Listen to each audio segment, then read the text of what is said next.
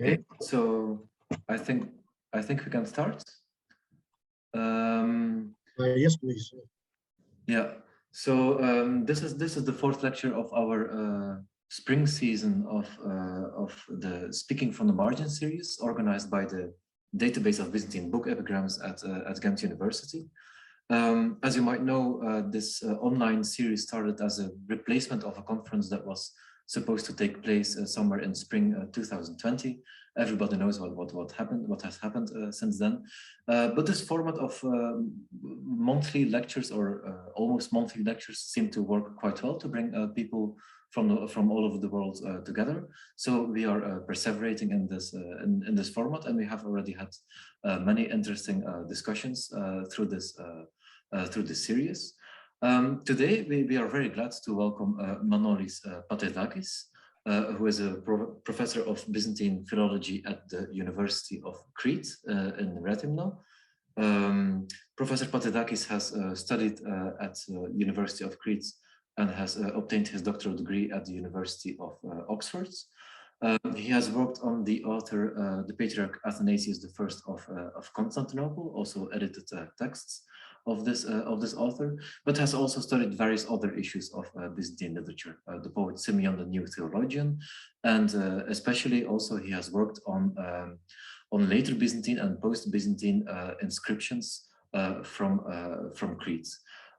Today he will present something, or he will present some aspects of Theodore Prodromos' poetry in the Tetrasticha on chapters from the Old and the New Testaments. And we very much look forward to his talk. Thank you all for being here. Apologies for the delay, and special thanks to all the organizers of Speaking from the Margins lectures.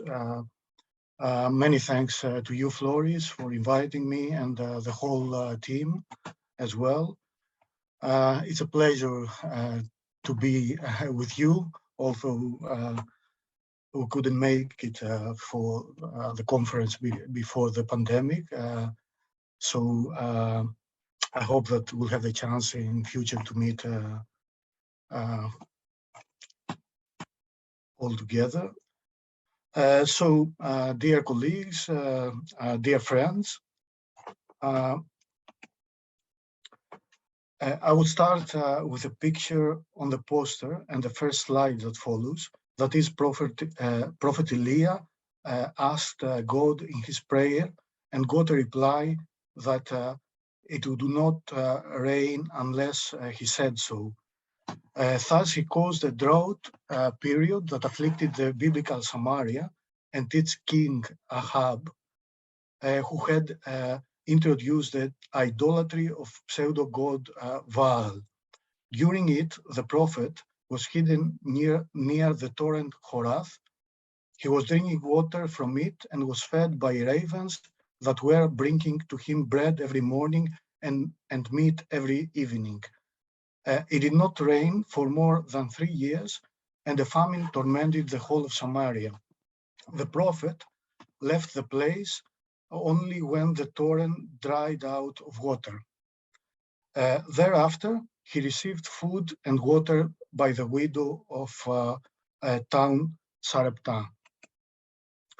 The poetic voice in this long collection by Theodore Prodromos, known as the Tetrasticha on the Old and the New Testament, contains 4 verses epigrams, one in iambic and one in heroic meter in each pair.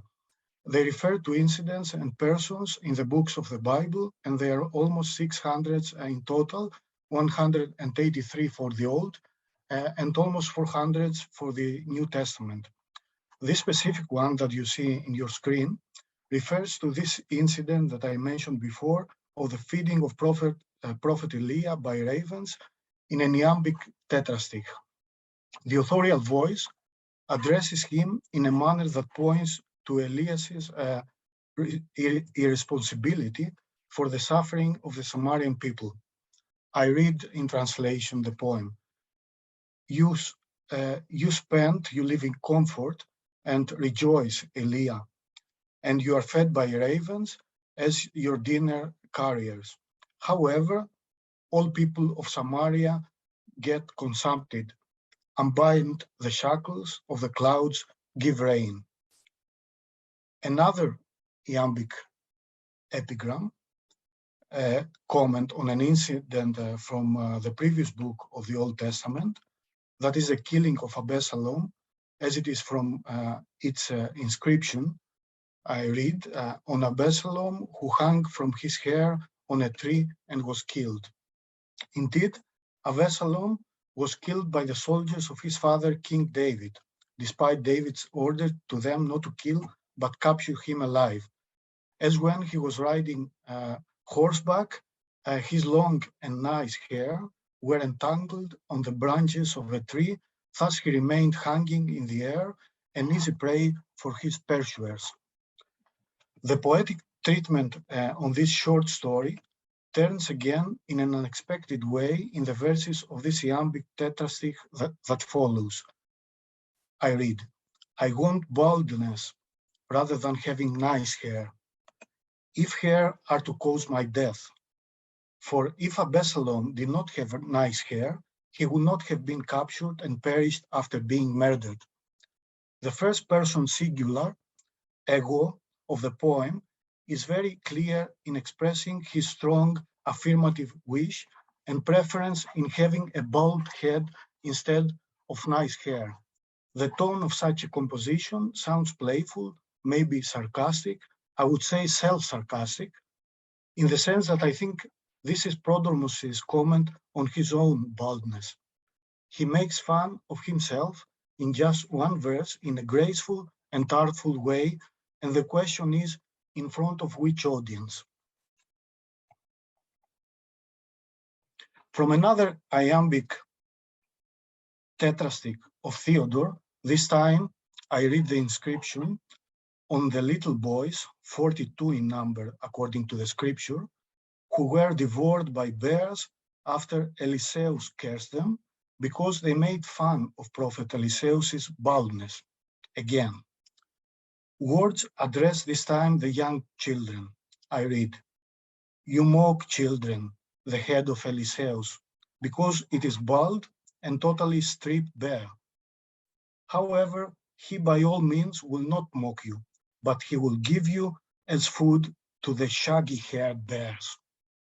Again, who is addressing the young children in this playful way, and in which context that?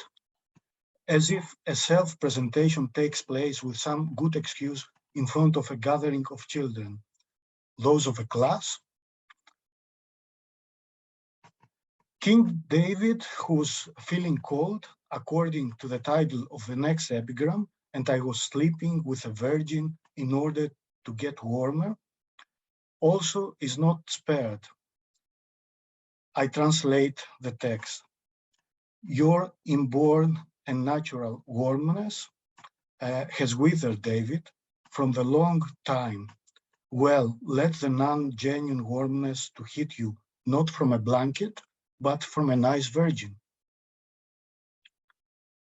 Another old man, this time from the New Testament, the Venerable Symeon the Theologian, from the beginning of the Gospel of Luke and the feast of the presentation in the temple, Ipapandi, who received there Christ as infant, is addressed in the following way.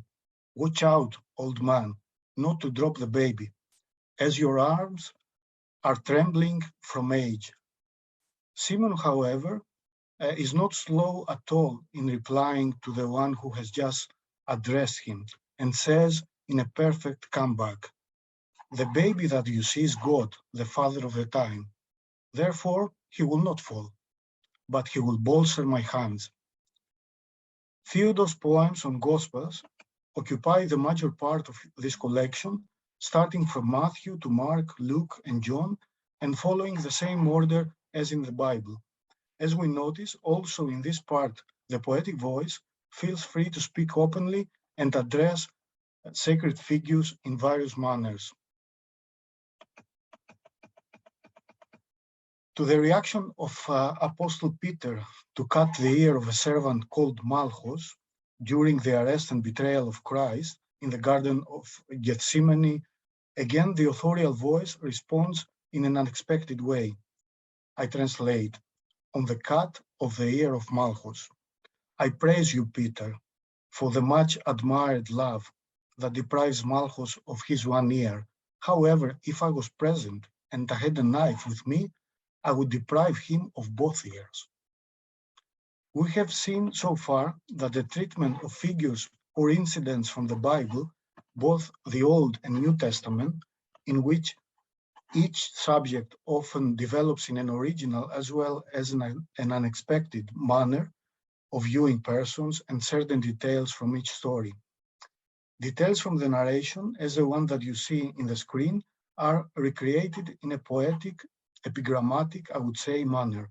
I hope it is clear that ego, or the authorial self in Theodore's poetry, is very efficient in giving to these stories each time a new and often very fresh meaning. My readings and interest in this collection by Theodore Prodromos has started after I discovered and deciphered an epigram of his about the beginning of the Gospel of Matthew, entitled, from the starting phrase of the biblical passage, "Εις το βίβλος γενέσεως," on the genealogy of Christ and the whole linkage of the ancestors of him, the most important of them being Patriarch Abraham and King David. This poem is preserved as an inscription in a church with frescoes at Panagia Meronas, Amari province here in Crete, dating sometime in the last decades of the 14th century. The meaning in this poem, in the first two verses, has a clear visual dimension, as the poetic voice asks the reader or the listener in the first verse whether he can see the tax collector, that is Matthew, and such things that he writes. I read from the second verse, the tax collector shows to you the word of God as a son of Abraham, and calls God of David as a child of David. The main notion of this poem, as I have argued in an older article, seems to be visualized in a miniature of a codex that I discovered back then, by chance to be honest, in a rather unknown four-gospel book, a Tetraevangelon, now at the Experimental General Lyceum of Mytilene, Lesbos, Greece. This miniature resembles very much to what the first epigram of Theodore Prodromos on the Gospel of Matthew and on the Tetraevangelon says. And I focus on the slide. Do you see the tax collector? And do you look at such things that he writes? He shows you that word of God, that is Christ, as son of Abraham, and as a child of David, the God of David, he calls, through his physical presence with us. This puzzling similarity between the poem on the beginning of Matthew by Theodore Prodromos and the narrated theme in one of the initial miniatures in the manuscript, Gospel Book of Mytilene, made me to examine first any other signs in the whole collection of the Tetrastych that relate to an address or an exhortation involving also the reader and his visual reaction to each poem. And second, to examine what could be the relation between Theodore's poems on the New Testament and the focus Gospel book in Mytilene. From this book come all illustrations that I will use for the rest of my presentation in order to accompany Theodore's poems and to examine the way in which they are related to the Gospels. This discussion will allow a more particular focus on the Tetrastych collection as regarding its iconic character, which has also been noticed by modern scholars in the recent past, but maybe without firm evidence in order to support a clearer relation of them with painting and iconic culture of the period. Theodore's poem, number 207 in the edition of Papagiannis, for the multiplication of the loaves and fish miracle, again is described from the Gospel of Matthew, also in John, and reads as follows: on the miracle related to the 5 loaves of bread. The one who rained once manna to Jews, now he fed only with 5 loaves, the herd of 5,000 men. Look also at the baskets with the leftovers.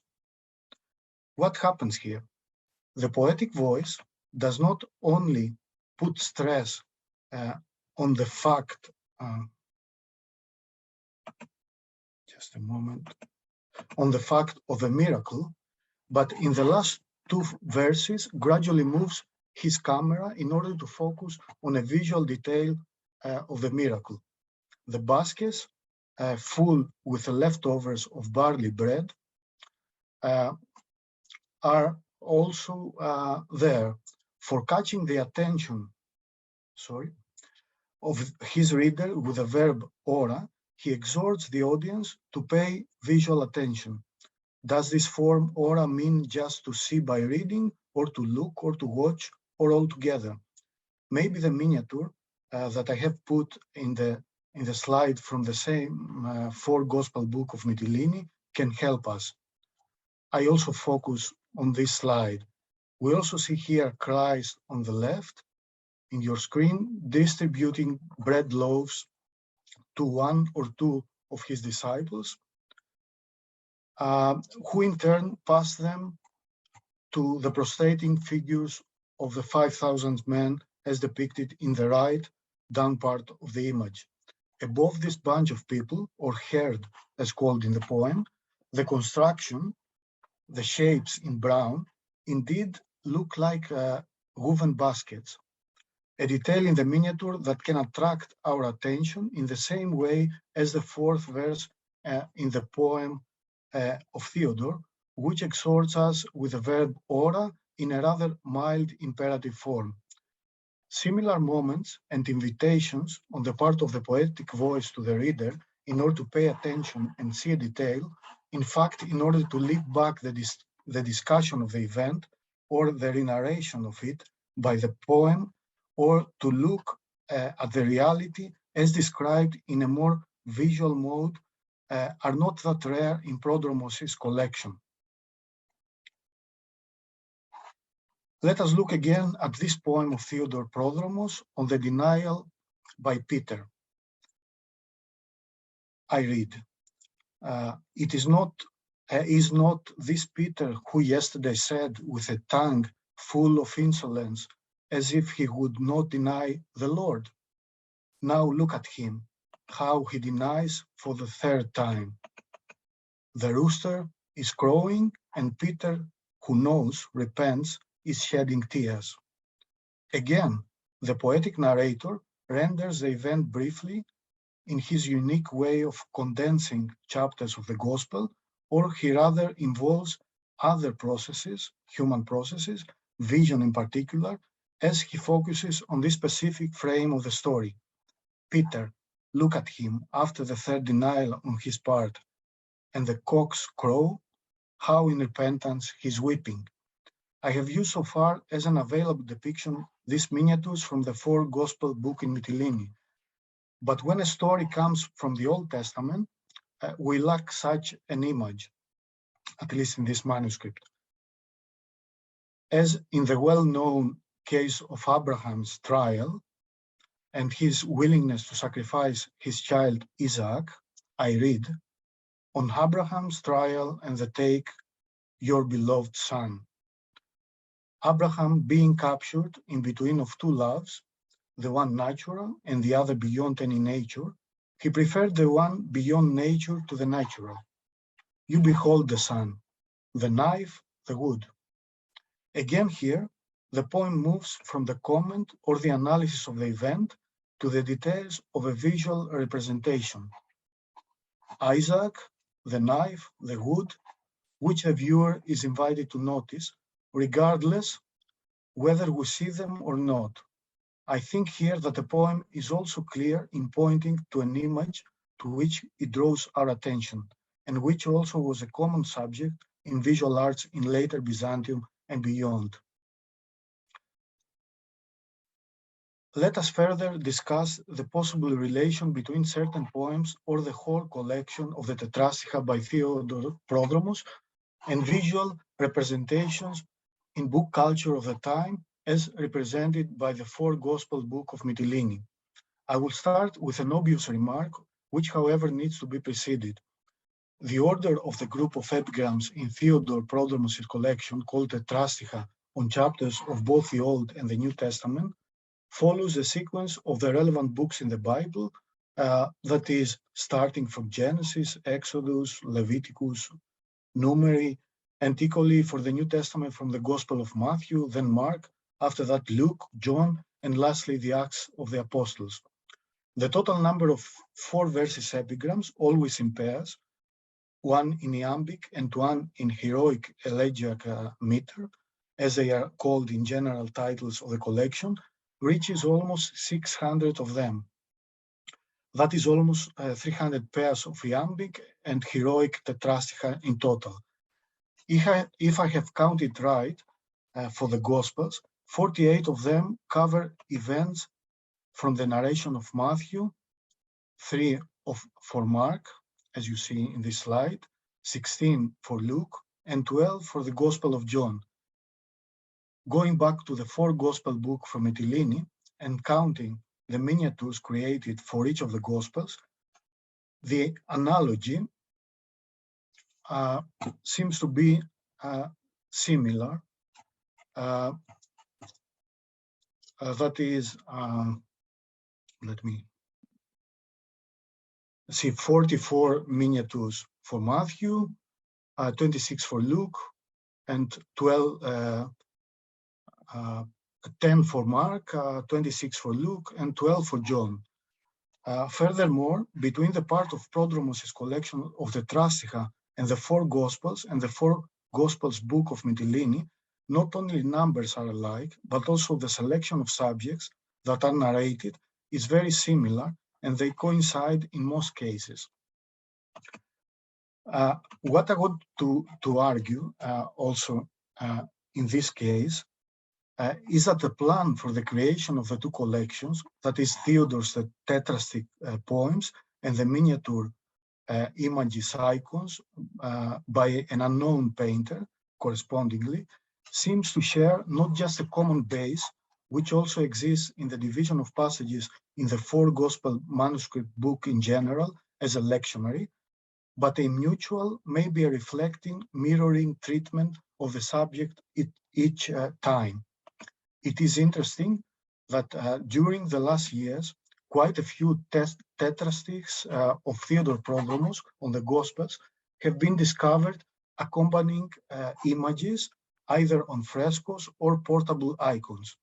It is also interesting that verses by Prodromos appear in painters' manuals, despite the fact that this piece of evidence may be dated in later centuries.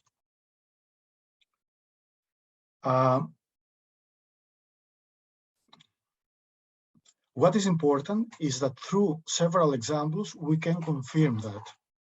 Indeed, there was a discussion in recent scholarship on the use of such a collection, together with icons, as we infer from a part of Theodore's epigrams from the Tetrastykha.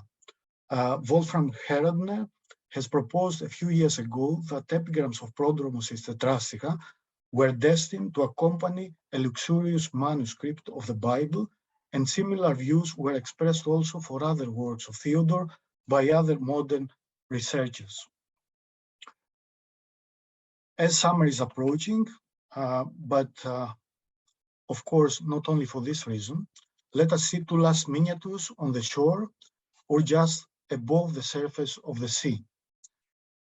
Firstly, when Jesus started teaching from the sea shore of Galilee, an overcrowding of people made him to sit on a boat and continue from there his teaching. I read, having omitted the title, the main part of the poem, that also addresses the reader or spectator. They say that the voice of the Lord on the waters, you gaze at the boat, you see the teacher. Therefore, run and reach the seashore and listen to the wise teaching. Also here, the connection between the affirmative remark that the reader can gaze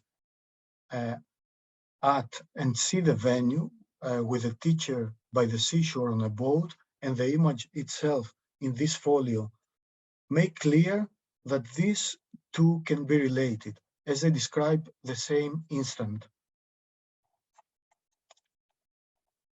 Regarding the second incident from this sea context, the miraculous stepping of Jesus on the Sea of Galilee, in the original text, the stepping of Jesus is expressed through the derivatives from the verb peripato.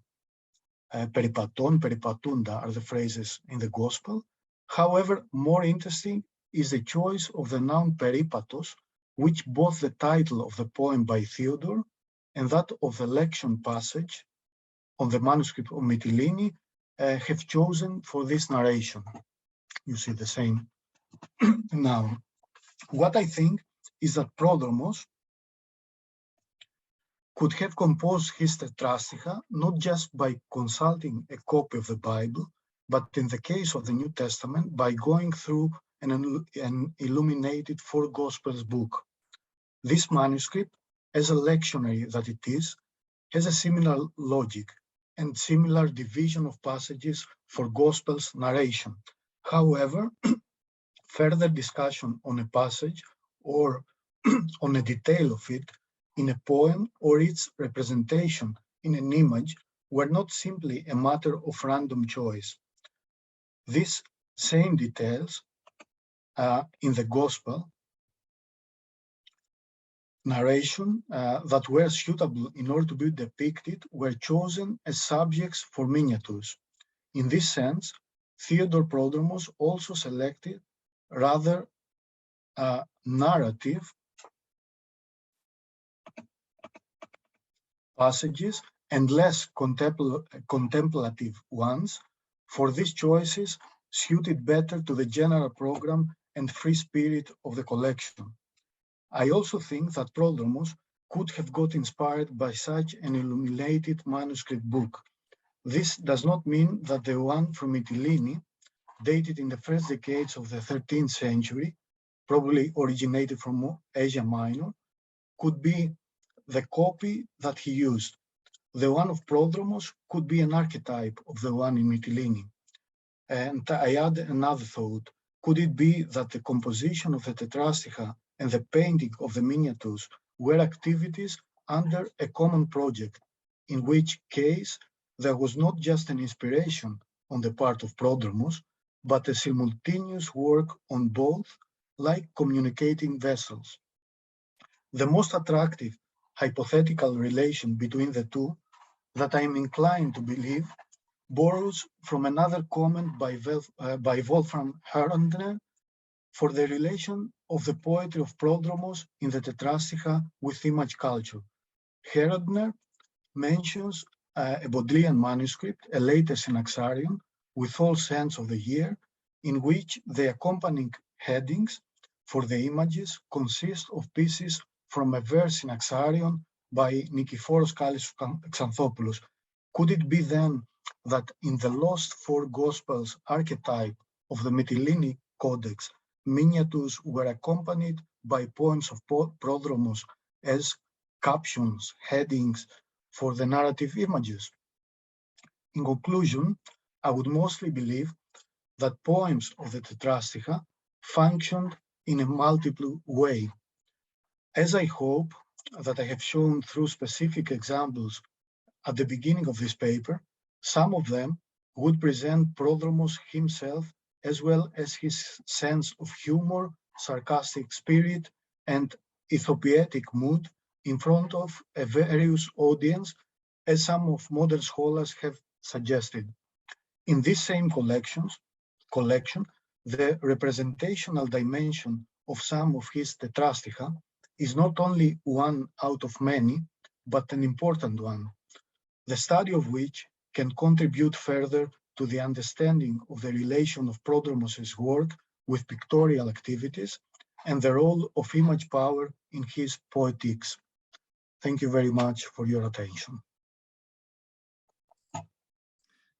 Thank you very much, Manolis, for this wonderful lecture, showing us the multiple connections between literature and visual arts in relation to scripture as well. I'm pretty sure that this has given much food for thought, and I assume people have questions. So we are going to open the chat to enable you to ask questions, but you can also just switch on your microphone and put your question to Manolis orally. So there are two ways to ask questions now. So I'm now opening the floor for questions to Manolis.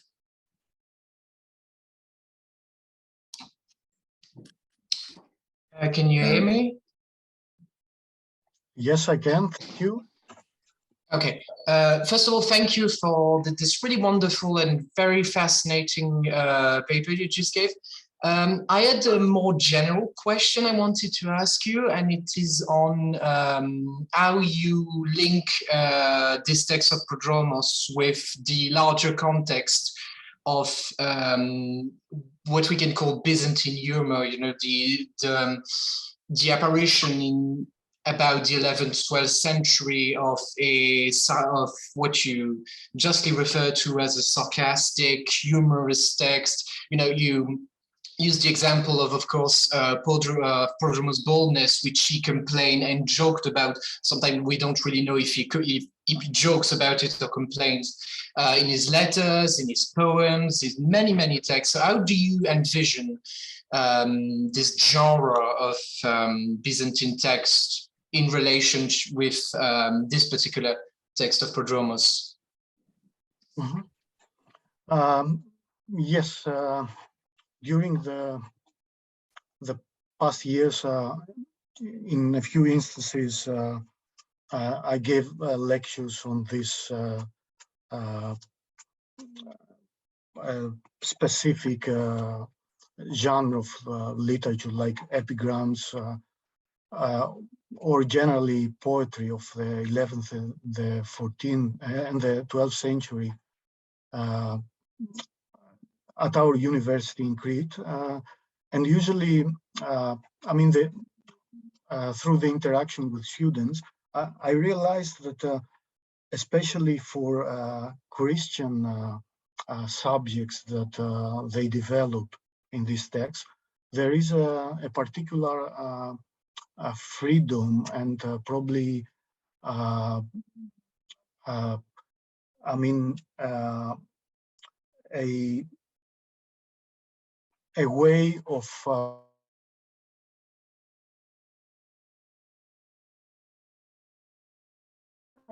easy mood. So I don't know if I mean, generally. Sorry, Manolis, you were freezing for a moment. So your last two sentences, I think, got lost a little bit. You were talking about general mood of humor in that time, and then your screen was freezing, and I think now again.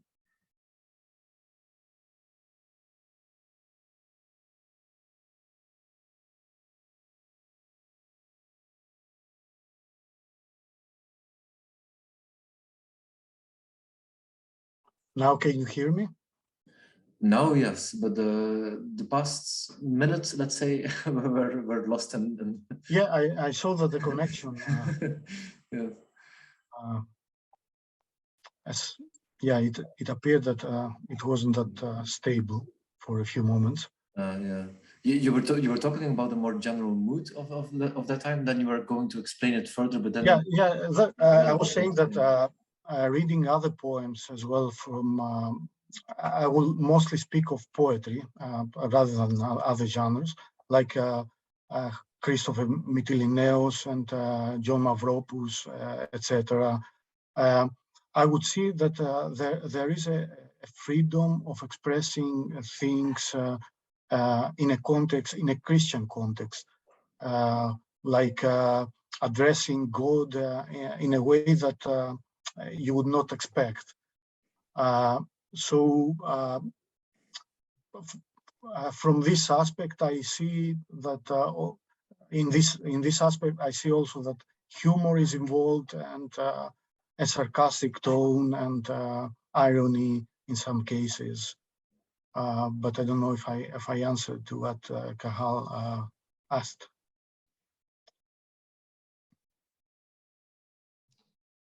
No, you did. I think it's very interesting that we can trace the appearances, well, not exactly appearances, but the development of a humoristic tone within specific Christian subject, and not, for example, as we would expect from Lucianic. Of course, there is Lucianic inspiration and other classical Greek texts. But thank you very much for your answer. It was very interesting.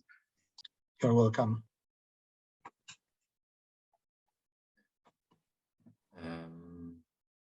Any other questions on similar or other aspects of Manolis' talk?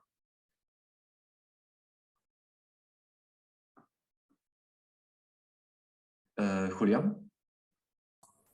Yes, thank you, Manolis, for the talk. It was very interesting. Can you hear me well? You're welcome. Yeah. Okay, good. Yeah. So I have 2, maybe 3 questions. I will try to string them together. First, a short, to the point one. Do you have an idea why, if indeed the Tetrastica, the poems by Prodromos were copied in the archetype, why they weren't copied in the Mytilene manuscript? And then, if you have any idea of how did this work for the Old Testament, do you think would you make a similar hypothesis that of this dynamic between images and captions and epigram? And the third question would be, you mentioned something about a handbook for painters. Can you tell us more about how these poems appear in those manuals, and if they have any impact in your hypothesis of the work together of poems and images? Thank you. Yeah. I said that I started studying this particular manuscript of Mytilene probably 6 years ago. It was, and I wasn't sure at the beginning what exactly is the relation between this manuscript and the collection of Tetrastica by Theodore Prodromos. And as I said before, I'm moving towards having a clearer idea, but I still think that this is not probably a manuscript that the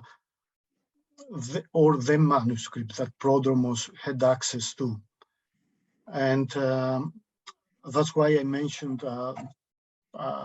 the view of Wolfram Herrndner, that maybe some epigrams could be just headings for miniatures in this sort of manuscripts. And maybe this manuscript had copied, the manuscript of Mytilene, another manuscript that had epigrams as headings. That's one hypothesis. On the other part, I would see that we are not even sure and there is some bibliography on that, and I see there Elizabeth and Michael Jeffries, to whom I say hi, who have written some studies in the past about the relation of Prodromos with the possible with painting as regarding his novel. So I would also think that Prodromos knows more about painting, and maybe he could paint himself. So if this is true, then even the paintings were a part of his project.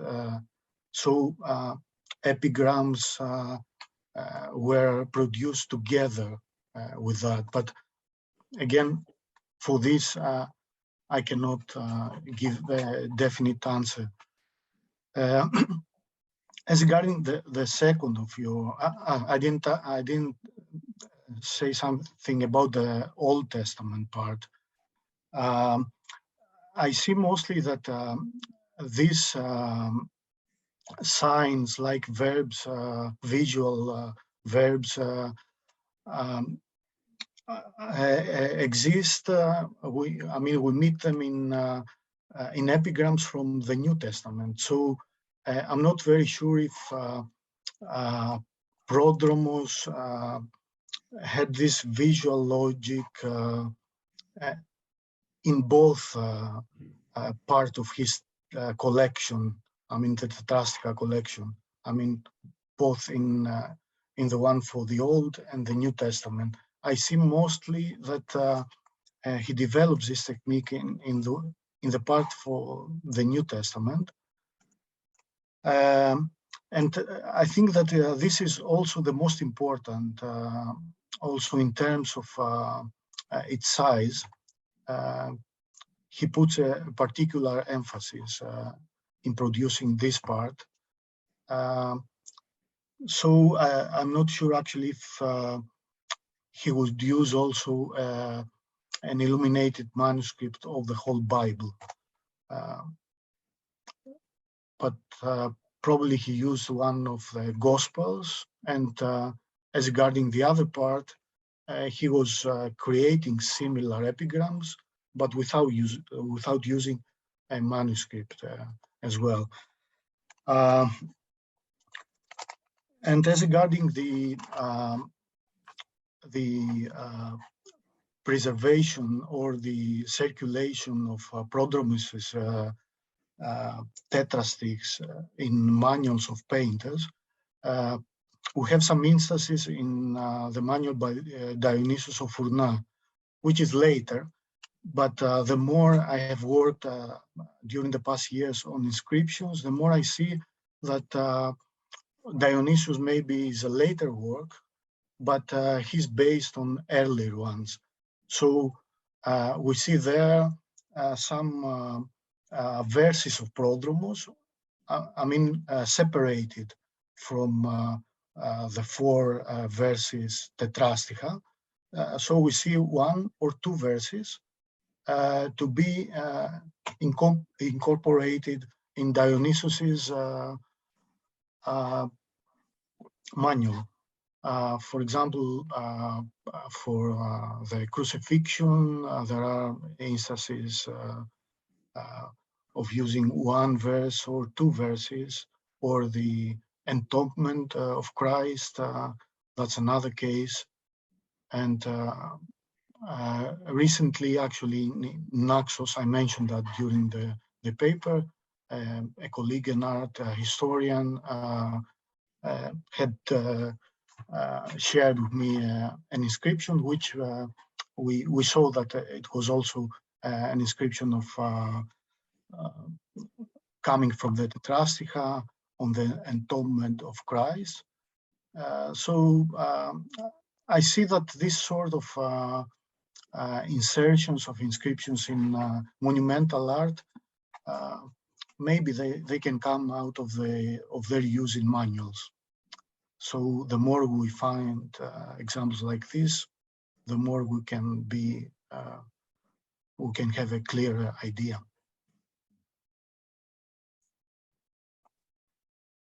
Okay, thank you. Thank you. You're welcome. Any other questions or remarks, reactions?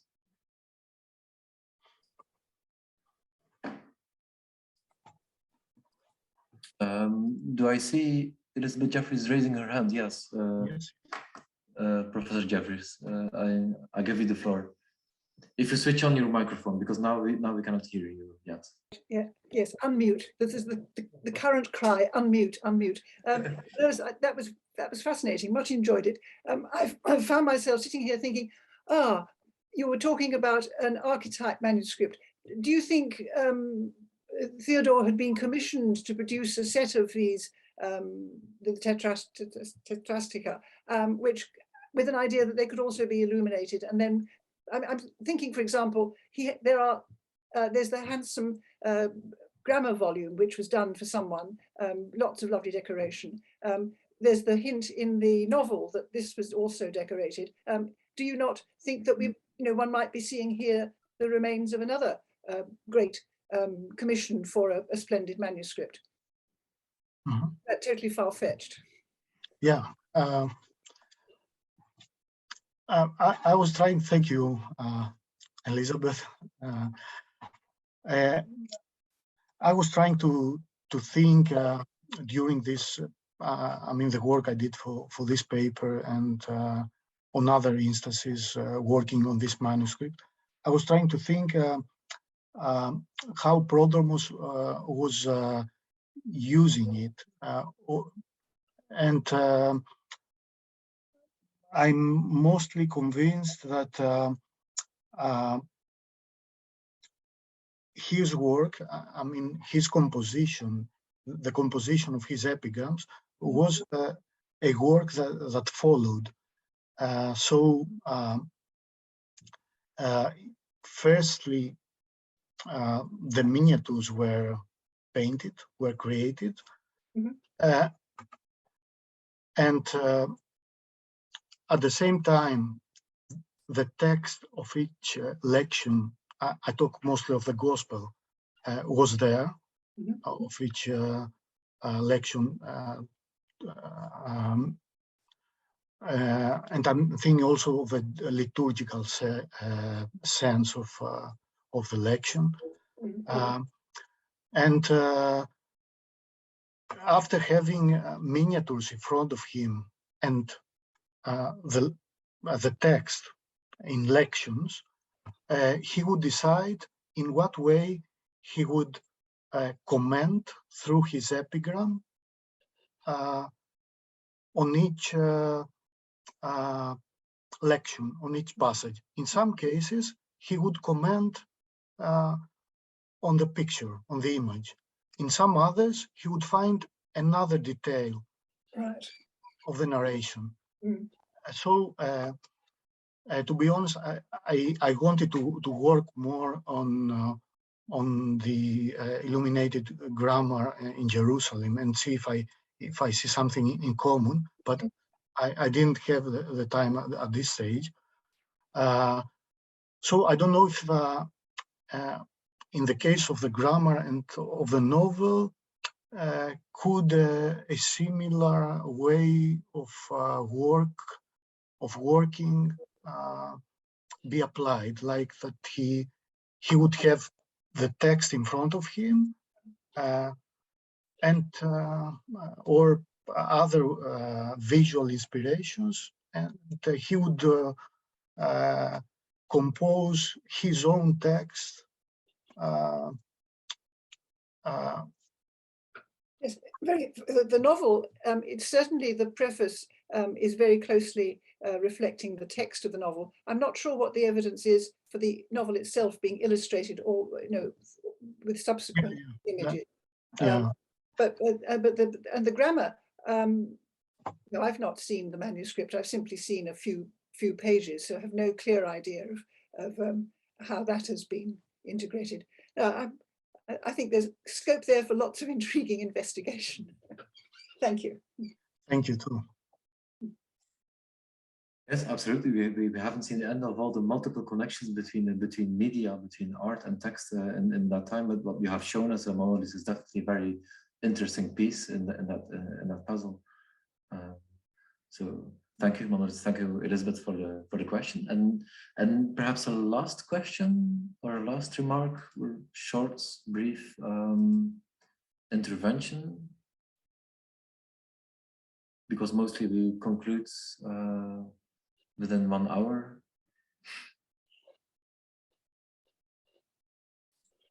No? Then we can perhaps conclude at this point. And once again, thank Manolis for his very interesting and thought-inspiring lecture. I only have one thing to do, and that is to make some promotion for our next lecture, also the last lecture of this series, which will be held June 14th. A lecture by Aglai Pizzone, who will join us for this last lecture in the series. But to finish, we should try to applaud in any ways for Manolis for his wonderful lecture of today. Thank you. Thank you too. Thank you all, and sorry for keeping you waiting at the beginning. No problem at all. See you all next time. Bye bye. Bye bye.